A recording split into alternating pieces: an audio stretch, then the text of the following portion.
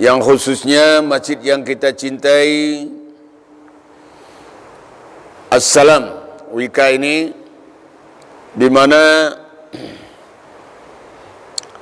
begitu nyaman, begitu nikmat kita rasakan, sehingga mendatangkan kedamaian di dalam hati kita.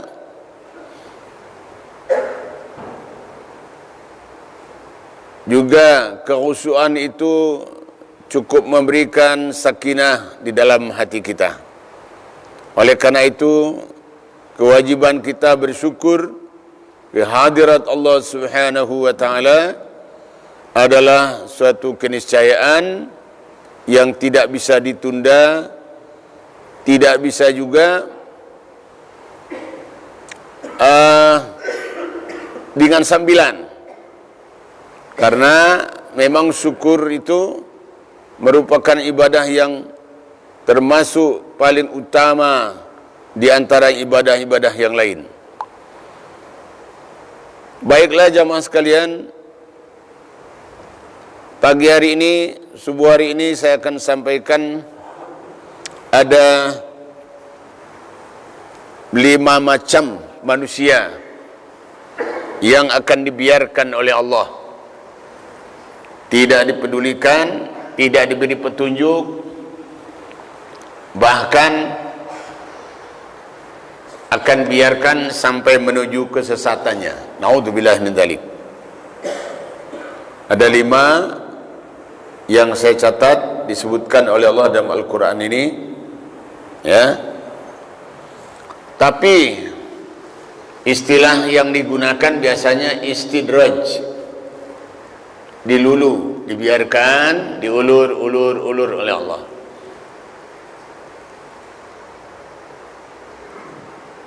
Dan itu merupakan satu penderitaan buat orang yang bersangkutan.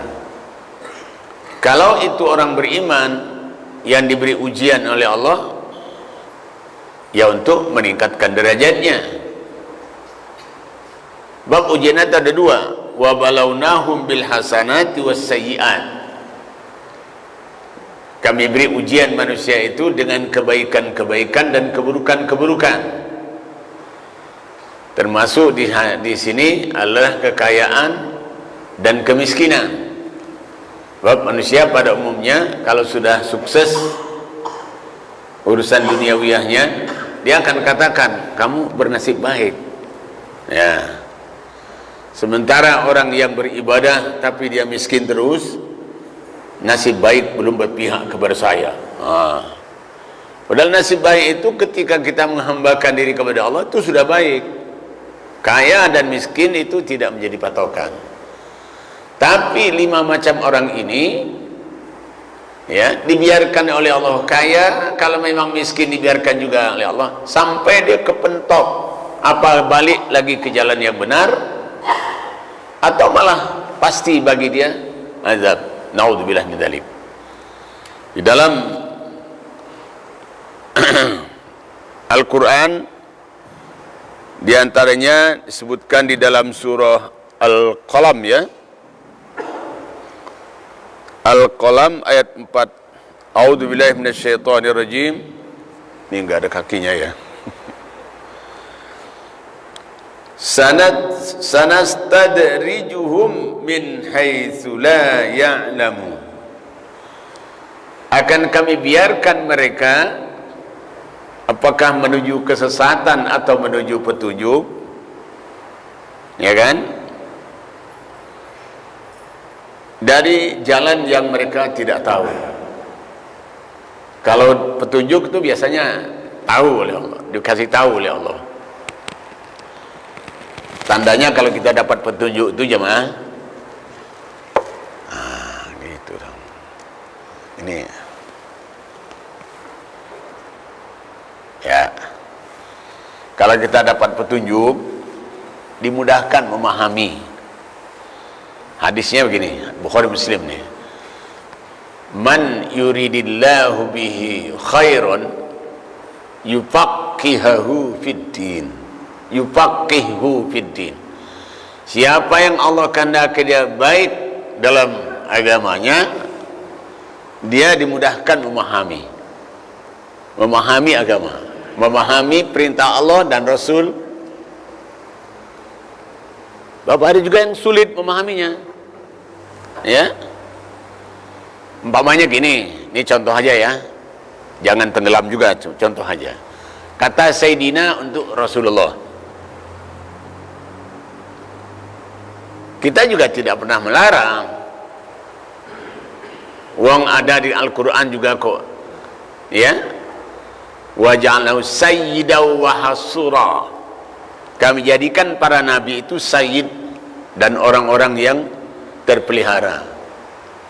Jadi sayyidina itu tidak apa-apa. Hanya kalau dalam sholat, cek hadisnya. Rasulullah mengajarkan kepada kita tidak pakai sayyidina untuk sholat ini, karena kata Rasulullah, sallu kama ra'aitumuni usolli. Sholatlah kamu seperti yang aku contohkan. Nah, jadi tanpa mengurangi penghormatan kita kepada teman yang mengucapkan sayyidina, dan kita tidak berhak melarangnya, bahkan kita boleh mengucapkannya, tapi di luar sholat. Di dalam sholat, cek hadisnya di Bulughul Maram itu, atau di mana itu, di sifat salat Nabi.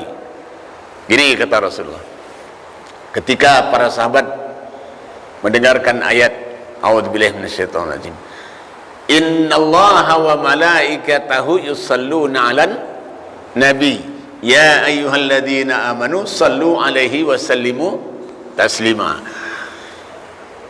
Sesungguhnya Allah dan para malaikat mengucapkan salawat dan salam kepada Nabi. Hai orang beriman, bersalawatlah kamu dan ucapkan salam untuk Nabi.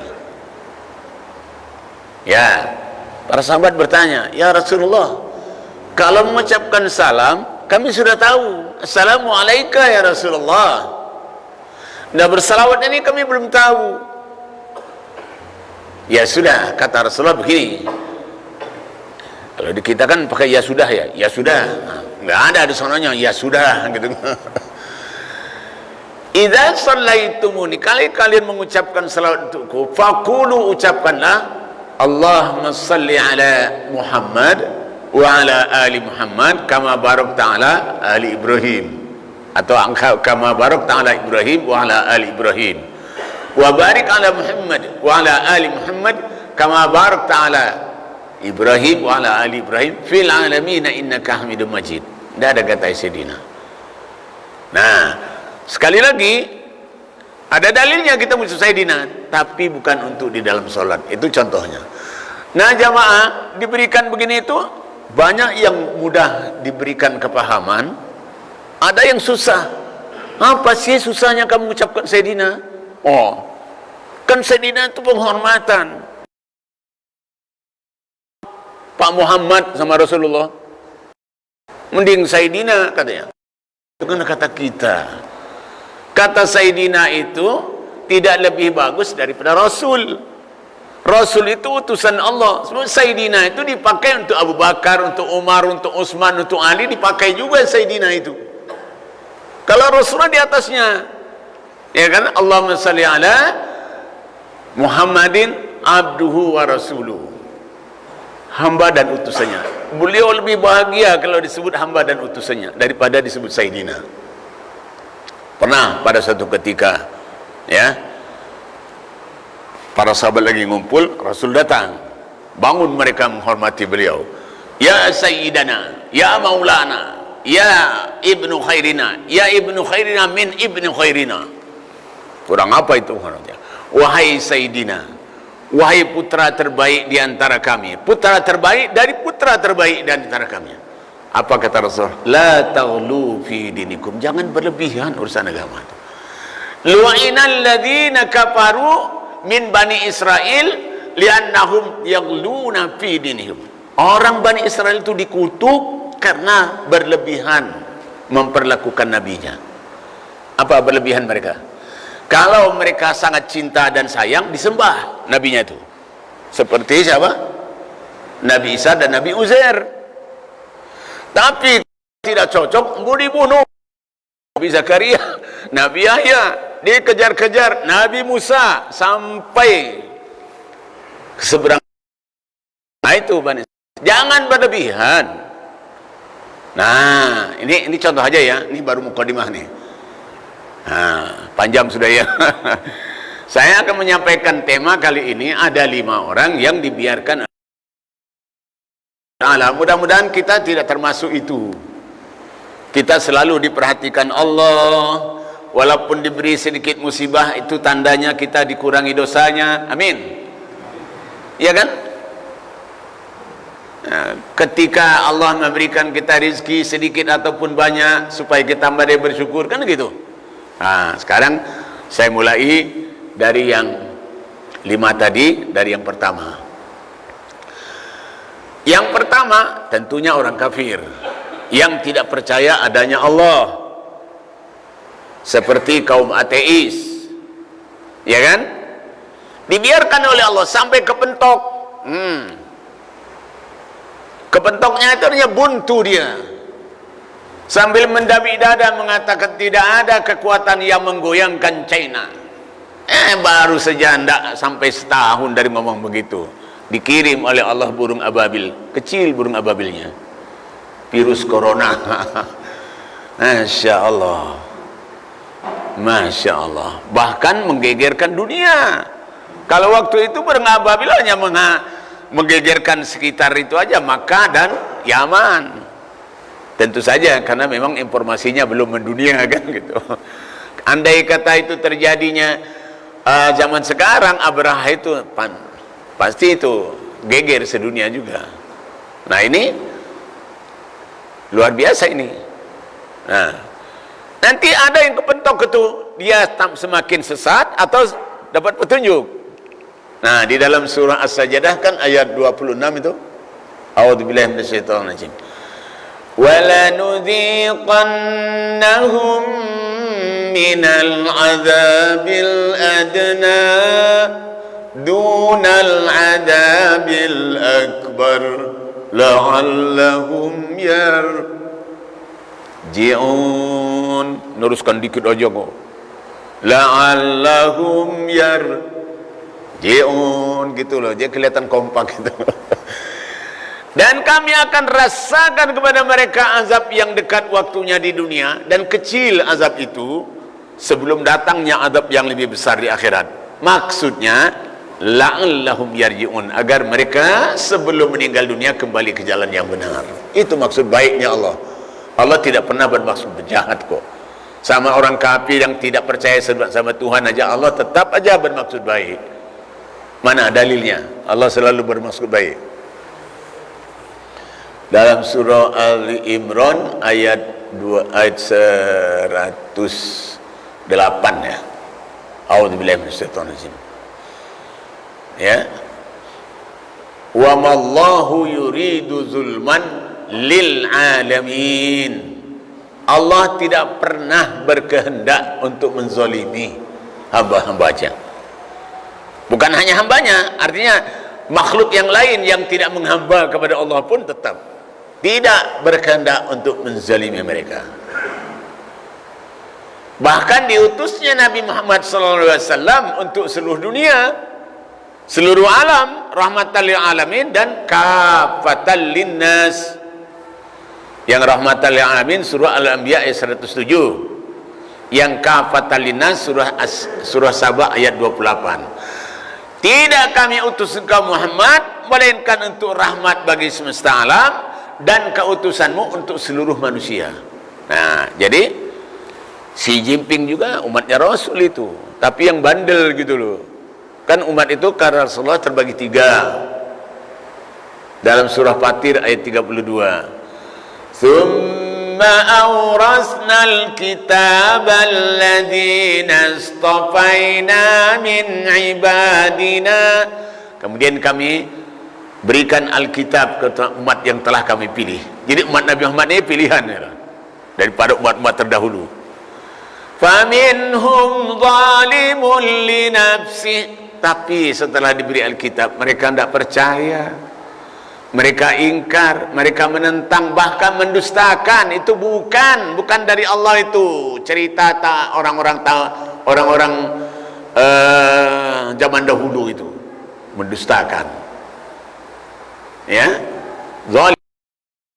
Wa minhum muqtasid, ada yang setengah-setengah. Yang setengah-setengah ini, kalau ada yang menganjurkan, getol, diundang, bahkan diiming-imingi, sekedar diingatkan saja, enggak hadir dia. Itu setengah-setengah gitu. Bahkan di dalam surah An-Nur ayat 50 gitu ya, kalau undangan untuk yang disebarkan itu dia bakal dapat sesuatu, hadir, dia tunjukkan ketaatannya. Tapi kalau diundang untuk menjalani hukum Allah dan Rasul, bagaimana hukum salat, puasa, zakat dan haji, bagaimana kita bertetangga, bagaimana kita bermuamalah sesuai dengan sunnah, nggak hadir dia. Gitu aja kok, nah gitu ya. Tapi kalau nanti ada makan bersama, wah hadir semua itu. Tapi orangnya bukan di sini. Ini kan walaupun nggak ada makan tetap hadir nih. Alhamdulillah. Jangan tegang. Ini kita enjoy tapi serius. Ya. Kenapa memang di dalam hati mereka ada penyakit, kata Allah. Penyakitnya itu bukan penyakit leper, sakit hati. Lepernya bengkak, lain.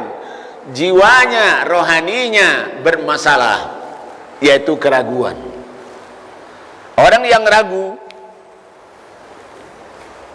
itu penyakitnya di situ. Nah, orang kafir ya, dijelaskan dalam surah Al-Baqarah ayat 5. A'udzubillahi minasyaitonirrajim. Innal ladzina kafaru sawa'un 'alaihim a anzartahum am lam tunzirhum la yu'minun. Nah, kalau gitu kan bisa yang lanjutkan ya. Kalau tadi la'allahum diam semua. Ada satu dua yang lanjutkan. La yu'minun, diingatkan tidak diingatkan tetap kada percayaan, kata orang Banjar. Saya minjem nih, langsung belajar bahasa Banjar. Kada penurutan. Dah mau dia. Nah, itu orang kafir. Itu sanad rijuhum, kami biarkan mereka menuju pelapon tembok akhir perjalanan hidup dia. Apakah balik lagi nanti dapat hidayah atau terus melewati tembok dan di sebelah sana azab Allah. Naudzubillah min dzalik. Yang kedua, kalau yang pertama ini dilanjutkan, ya contohnya China itulah, atau orang-orang yang tidak percaya kepada Tuhan Allah. Yang tidak percaya kepada Allah itu sekarang katanya berbondong-bondong masuk Islam. Sukunya Xi Jinping itu. Tapi kalau yang video itu, yang syahadat bersama itu bukan karena corona itu jamaah. Itu videonya menyesatkan katanya. Itu tahun 2018 sholat Idul Adha di lapangan, di seberang jalannya orang bersyahadat massal. Tahun 2018 itu, bukan yang sekarang.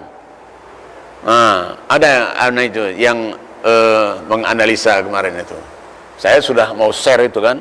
Wah, gara-gara corona lu masuk Islam semua. Enggak, itu tahun 2018. Ya, yang kedua, orang munafik. Kenapa orang munafik diletakkan nomor 2? Karena sesudah kafir itu ada orang yang mau beriman, berislam secara zahir, tapi hatinya tetap ingkar. Sama aja dengan orang kafir itu. Bedanya dia menampakkan ketaatan kepada umat Islam. Ya.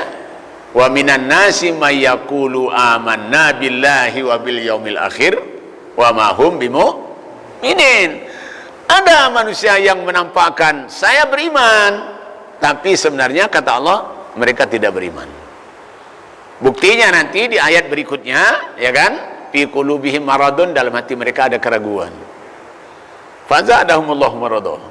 Ditambah lagi keraguan Allah. Puncaknya, kalau dia ketemu orang beriman, dia mengaku beriman, mengaku Islam. Kalau ketemu orang non beriman, dia mengaku saya kan cuma ngolok-olok aja. Wa idza laqul ladzina amanu qalu amanna. Kalau ketemu orang beriman, saya juga orang beriman.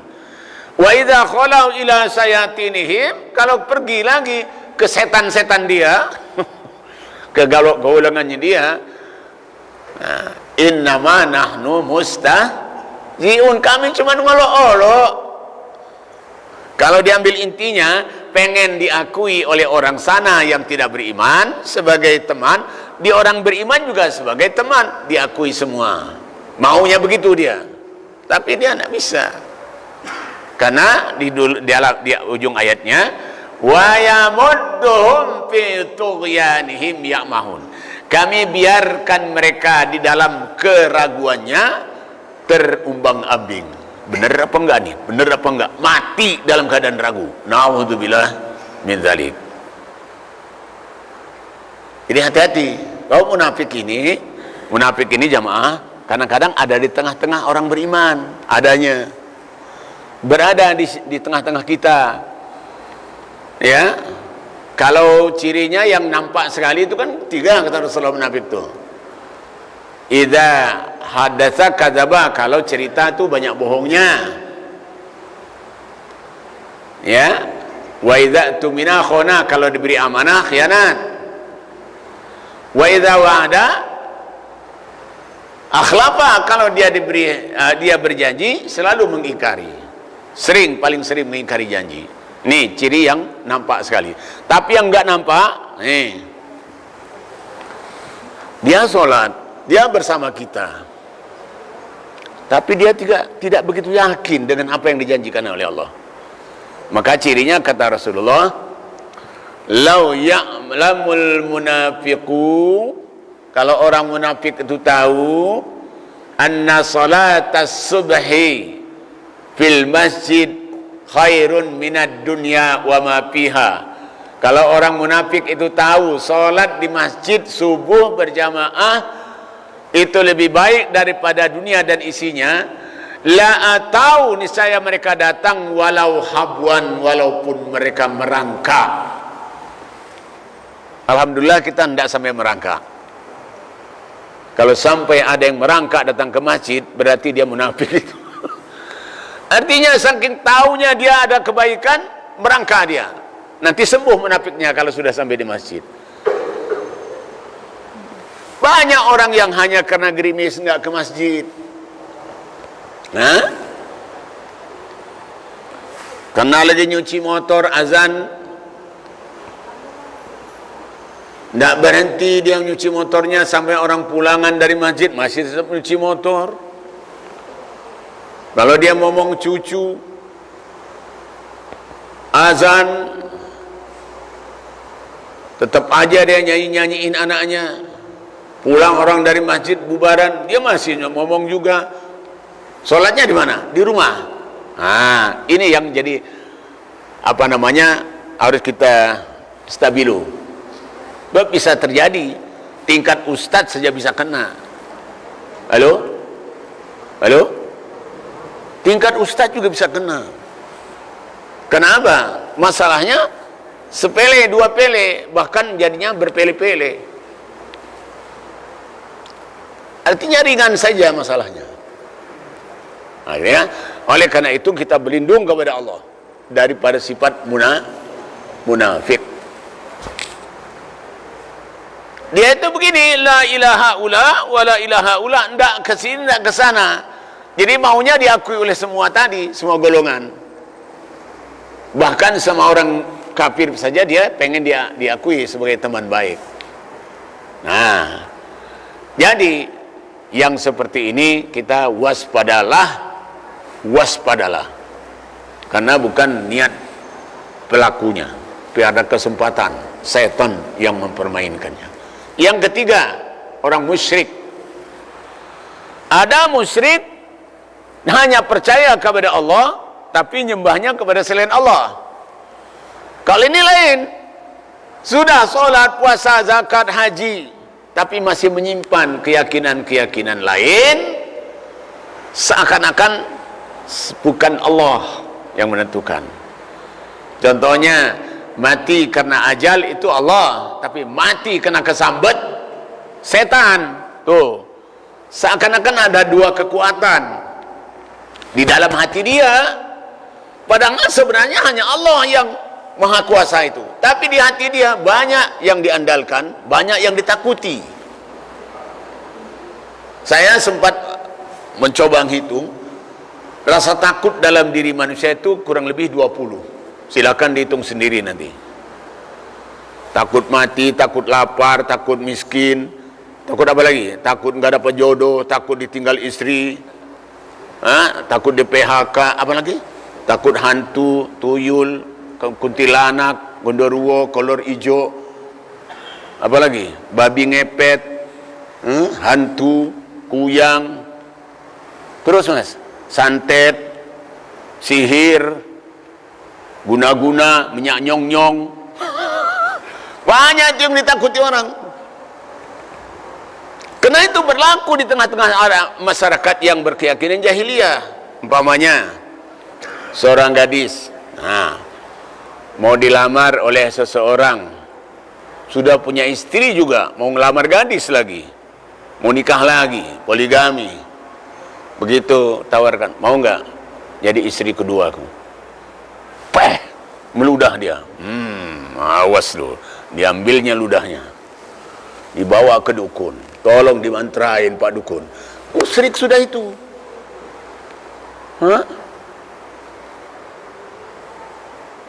Ya kalau ditolak cintanya biar aja, jangan dukun cinta ditolak, dukun bertindak. Hafal juga jamaahnya. Iya. Gitu jamaah, model-modelnya itu. Ringan saja. Atau ke berobat jamaah. Katanya saya berobat sama orang pintar. Bawa telur. Jamaah barang diusapkan di badan-badan saya, keluar urat. Macam-macam ya. Penyakitnya ada di dalamnya itu. Telur itu ada paku, ada jarum. Percaya aja. Saya dikasih tahu bocorannya. Saya bukan dukun, tapi mantan temannya dukun. Ya. Jadi kalau ada jamaah minta berobat pada orang pintar, kemudian disuruh bawa telur, itu hati-hati itu. Dia olah dulu di kamar. Dia sudah persediaan di kamarnya itu, kamar khusus, tidak boleh ada yang masuk. Telur yang sudah diisi. Gampang jamaah. Coba mau praktek. Nanti telur masukkan air cuka, lembek dia. Boleh masukkan jarum dalamnya. Sudah itu cuci dengan air biasa, keras lagi dia. Kok tahu Ustaz? Ya. Mantan temannya dukun. Dikasih tahu itu caranya. Begitu dioleskan di badan kita, tuh kau dikerjain orang, ada paku, ada silet, mau diisi dia kok. Naudzubillah min dzalik. Jangan percaya. Telur yang kau bawa itu nanti di dalam masih disimpan, ya ditukar sama dia. Nanti itu diisi lagi sama dia yang baru itu. Halo juga. Iya, memang kita harus jeli, jemaah. Jeli. Cerdas tapi soleh. Ya? Oke, ini orang yang musyrik. Sampai Allah menyatakan dalam surah Yusuf ayat 106. Catat boleh. Ayat 106. A'udzu billahi minasyaitonir rajim. Wa ma yu'minu aktsaruhum billahi illa wa hum musyrikun.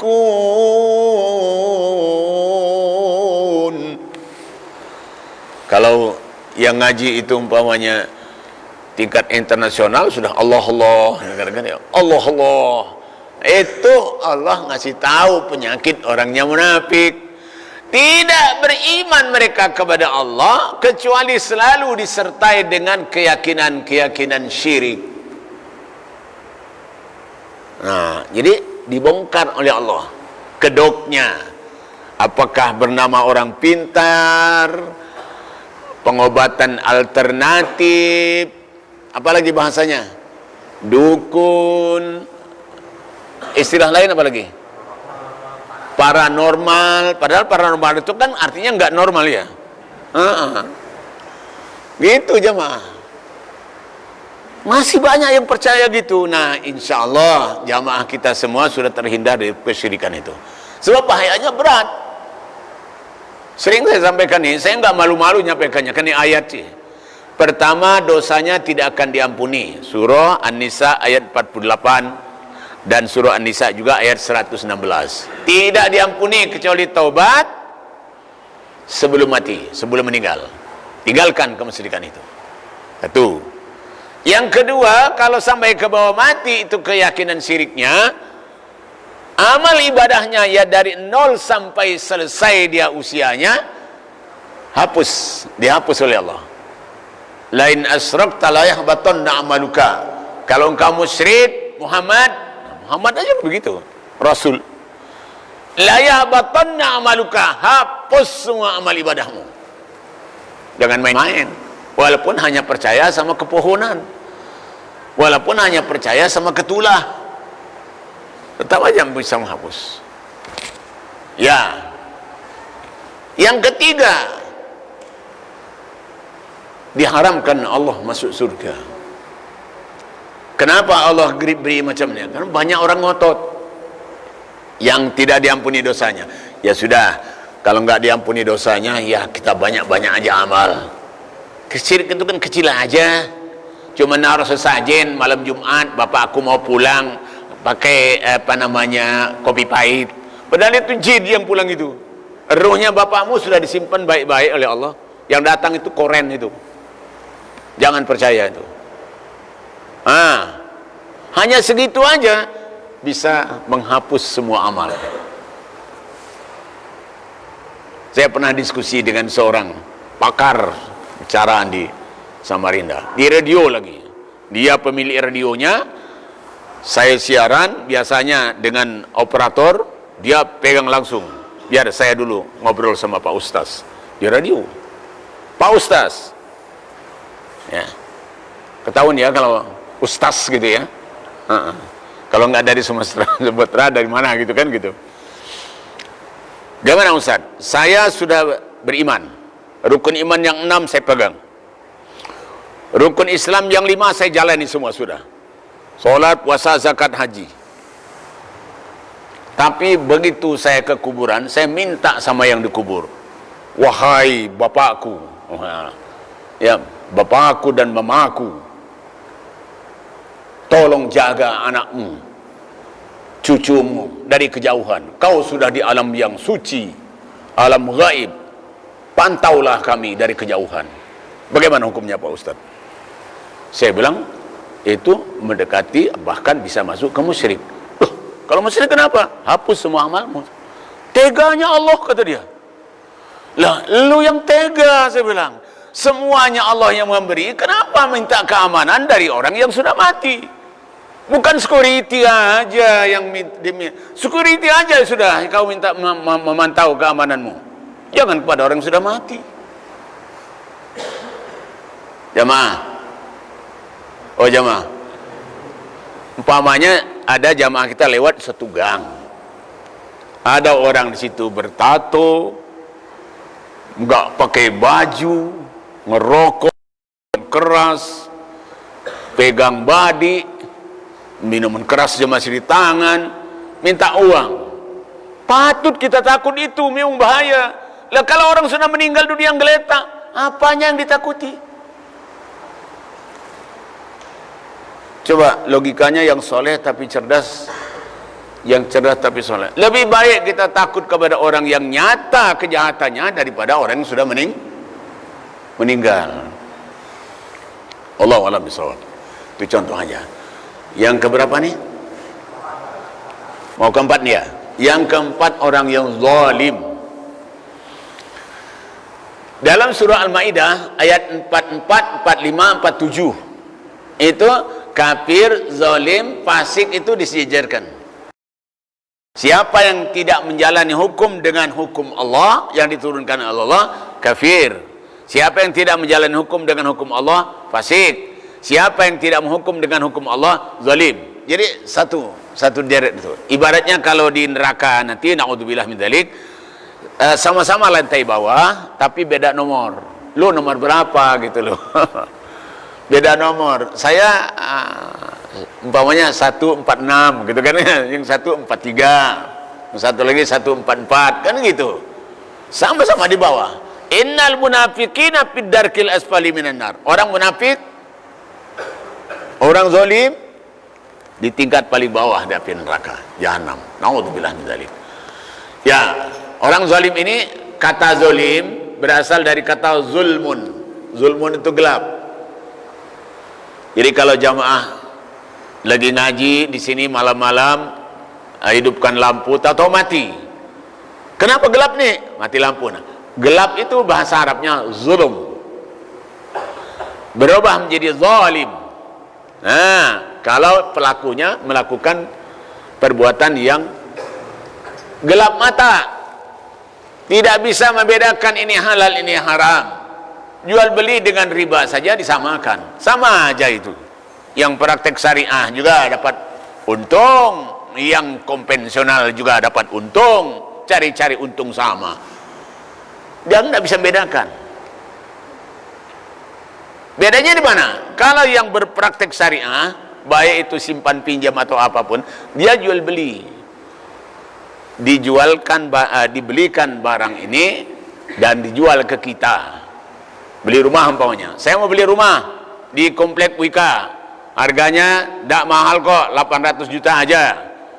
Oke, pinjam uang di sana kan, dia belikan itu, dibayarnya, kemudian dijual ke kita 1 M, gitu loh.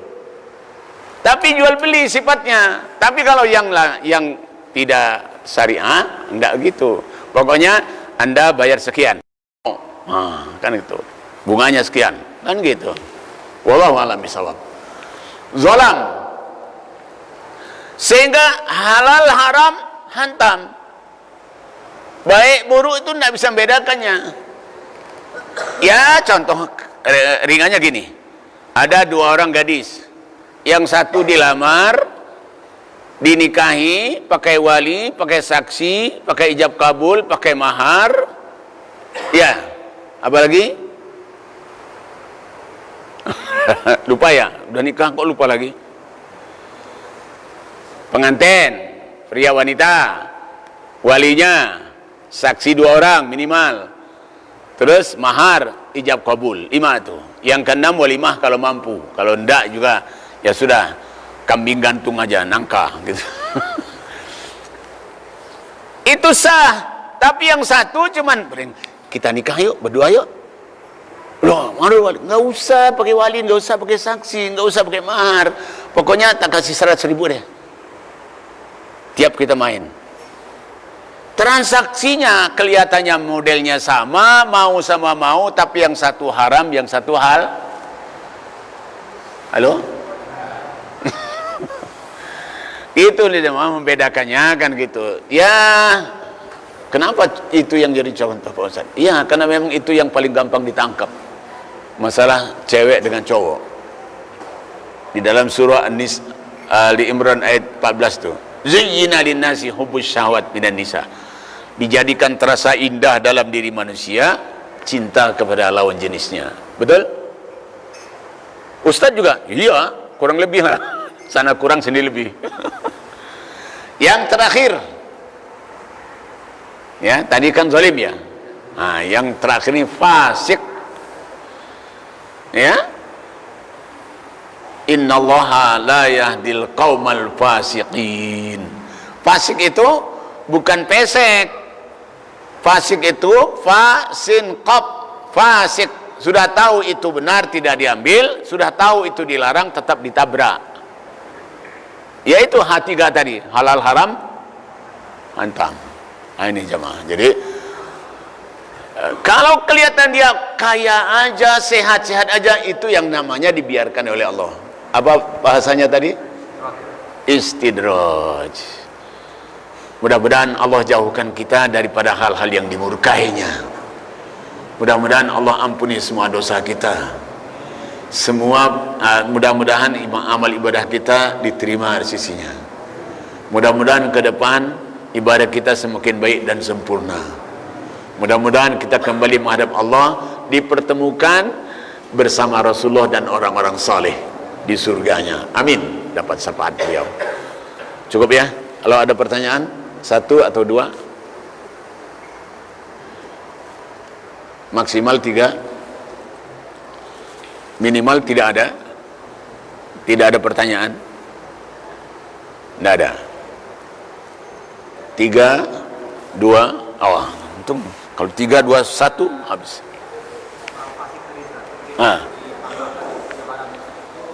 Fasik.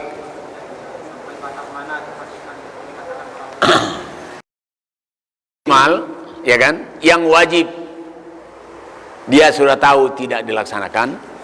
Yang haram dia sudah tahu tapi ditabrak.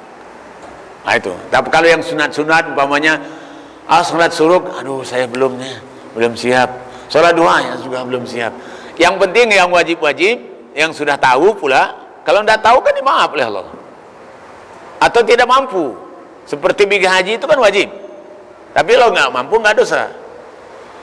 Tapi salat 5 waktu tidak ada yang tidak mampu, pasti mampu semua. Sampai mampus baru tidak mampu. Dari mampu berubah menjadi mampus. Artinya sudah meninggal maka tidak wajib lagi. Itu salat 5 waktu. Kalau beli ba'diyahnya boleh ditinggal, tapi jangan diremehkan. Ngapain salat sunnah? Itu tidak boleh juga. Ya, fasik itu ya. Maksimalnya fasik itu menjadi orang musyrik, menjadi ahli makan riba, menzalimi orang, itu sudah fasik juga. Makanya saya bilang kafir, musyrik, zalim, fasik satu level. Beda merek, beda produk, beda kamar. Wallahu a'lam bishawab. Oke? Satu. Ada lagi? Ya. Salawat. Ya tadi saya sudah bacakan tadi. Allahumma salli ala Muhammad wa ala ali Muhammad kama sallaita ala Ibrahim wa ala ali Ibrahim wa barik ala Muhammad wa ala ali Muhammad kama barakta ala Ibrahim wa ala ali Ibrahim fil alamin innaka Hamidum Majid. Ada yang innaka Hamidum Majidnya 2 kali. Allahumma shalli ala Muhammad wa ala ali Muhammad innaka Hamidum Majid. Kama barakta ala Ibrahim wa ala Ibrahim innaka Hamidum Majid. Wa barik ala Muhammad wa ala ali Muhammad kama barakta ala Ibrahim wa ala Ibrahim innaka Hamidum Majid. Ada 2 kali. Minimal Allahumma shalli ala Muhammad. Tapi itu di luar salat. Kalau dalam salat harus lengkap. Ya, karena itu yang diajarkan Rasulullah. Pokoknya kata Rasul, siapa yang namaku disebut dia tidak mengucapkan salawat, itu orang yang paling pelit di dunia. Kan gitu ya? Pernah dengar hadisnya?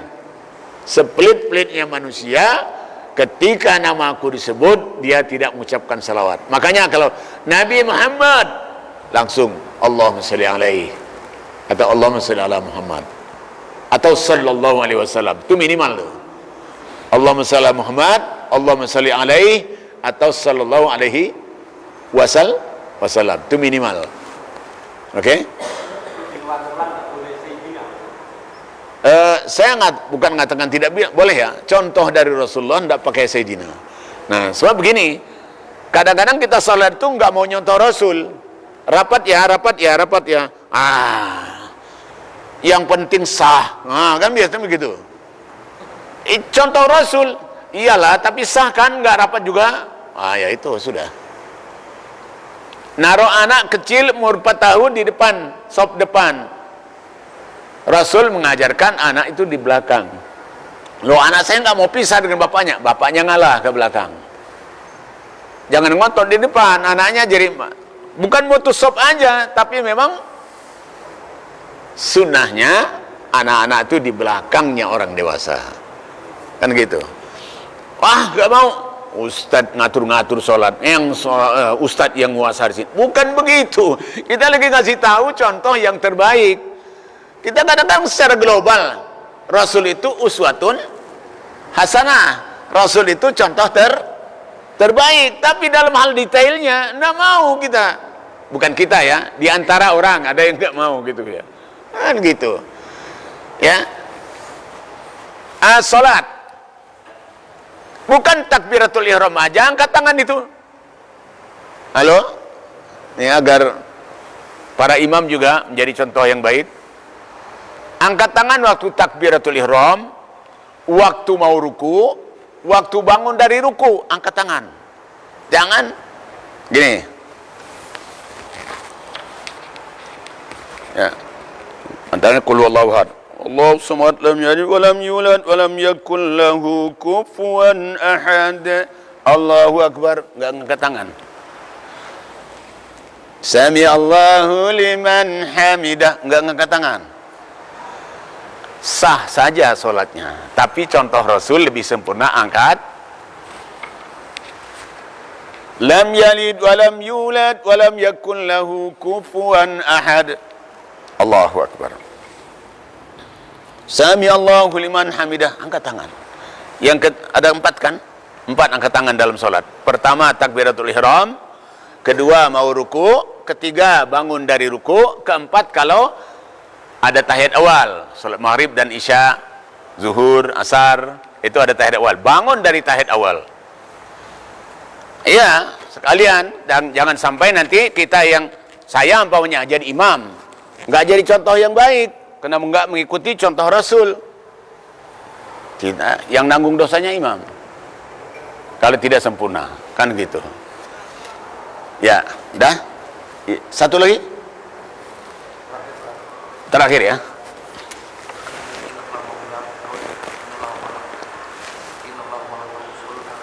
Innallaha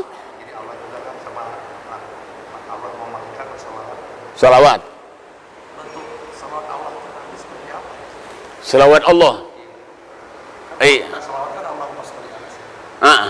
Ala Muhammad ya. Sama. Ya, kita dapat redaksinya gitu. Allah memberi salawat itu Allahumma shalli ala Muhammad gitu. Gitu. Allahumma. Saya melihat di YouTube, ini ada orang kafir ya yang mengatakan, kok Allah berselawat pada siapa untuk Rasulullah itu minta sama siapa lagi gitu ya. Iya. Kan berselawat minta Allah untuk Iya. Kalau Allah ya gini, di dalam tahiyat awal, tahiyat akhir itu kan ada Assalamu alayka ayuhan nabi wa rahmatullah wa barakatuh. Itu salam dan salawatnya Allah itu. Kan itu waktu Isra Mi'raj itu. Begitu datang Rasulullah sampai di hadapan Allah, at-tahiyatu lillah atau at-tahiyatul mubarakatuh salawatut thayyibatu lillah. Jawab oleh Allah, Assalamu alayka ayuhan nabi. Itu salawat dan salamnya sekaligus di situ. Salam itu selamat, salawat juga sejahtera, sama.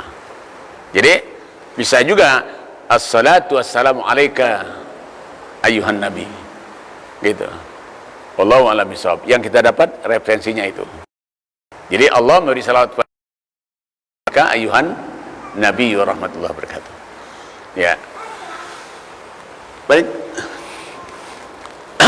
Mudah-mudahan apa tadi ya, kita semua sesuai dengan janji Rasulullah, kita akan masuk surga semua. Amin. Alhamdulillah. Kita tutup dengan doa kafaratul majlis. Subhanakallahumma wa bihamdika asyhadu an la ilaha illa anta astaghfiruka wa atubu ilaik. Assalamualaikum warahmatullahi wabarakatuh.